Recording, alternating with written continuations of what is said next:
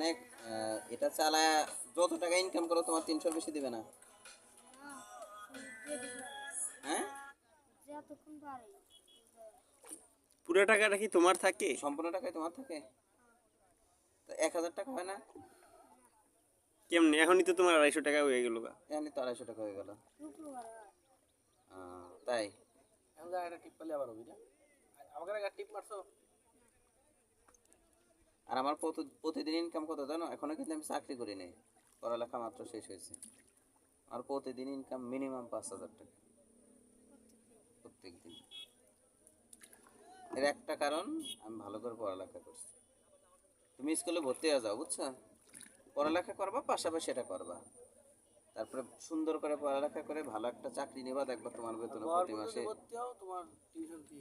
হ্যাঁ, তুমি ভরপুর যদি ভর্তি হও, তোমার স্কুলের মানে প্রাইভেট যা লাগে সব আমি দিব।